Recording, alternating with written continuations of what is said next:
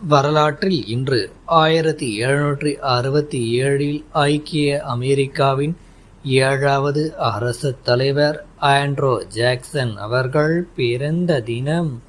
1951 ஈரானில் எண்ணெய் உற்பத்தி தேசியமயமாக்கப்பட்டது.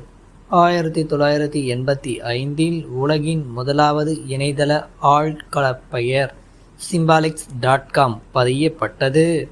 2008 இந்தியாவின் முதல் பெண் விமானி சர்லா தாக்கூர் அவர்கள் மறைந்த தினம்.